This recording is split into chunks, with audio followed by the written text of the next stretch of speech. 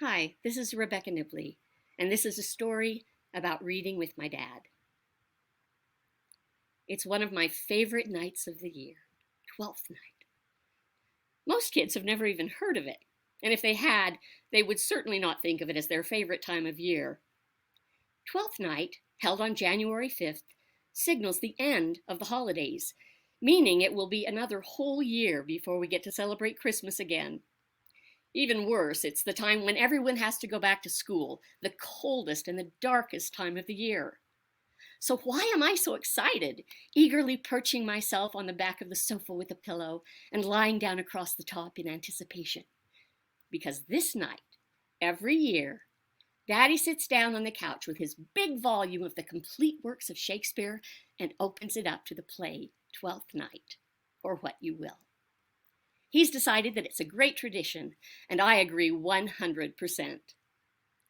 Zynek, age 4, is sitting on his lap, and Martha is sitting on the sofa to Dad's right, cuddled up against him. A couple of older brothers are also there, Mike and Alex. They're either sprawling on the floor or in a living room chair. They may have some homework or a copy of Mad Magazine in case they get bored. But I am 9 years old, and I can't wait. Daddy clears his throat and starts reading in his actor voice. If music be the food of love, play on. I am immediately swept up in this world of fantasy. I love everything about this play. The shipwrecked heroine Viola, having to pretend she's a boy. The beautiful but vain noblewoman Olivia, mistakenly falling in love with her, believing that she has found the man of her dreams. The cunning and hilarious servants who play tricks on the royalty, especially the pompous Malvolio, who of course deserves it because he is conceited and mean. And most of all, the final act, when all the disguises are discarded and the characters are revealed for who they really are. The nobleman Orsino, formerly smitten with unrequited love for Olivia, now realizes that he is actually in love with the beautiful Violet. That's who he truly loves, now that he knows she's really a woman. And wonder of wonders, it turns out that Viola has a twin brother who is just as handsome as she is beautiful.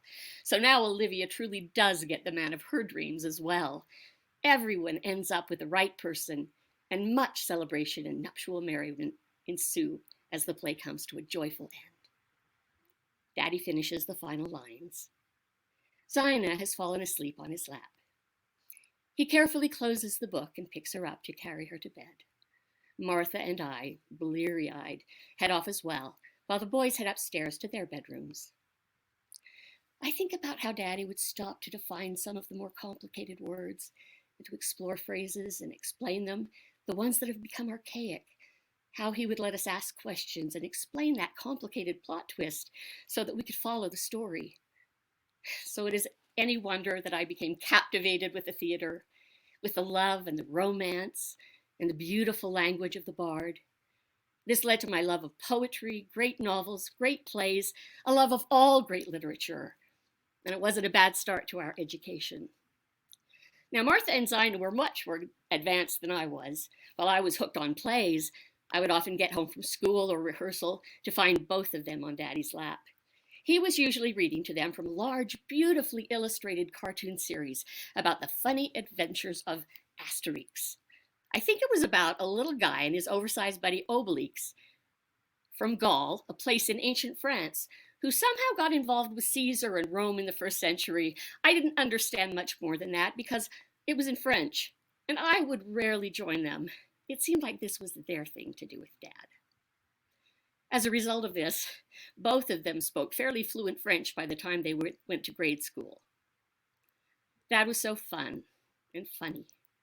And this type of education was a daily thing in our home. He made learning such a desirable, such a natural thing. I miss those days very much. I will never forget them, and never forget the bond that we shared with Daddy when he opened these wonderful books to read to us.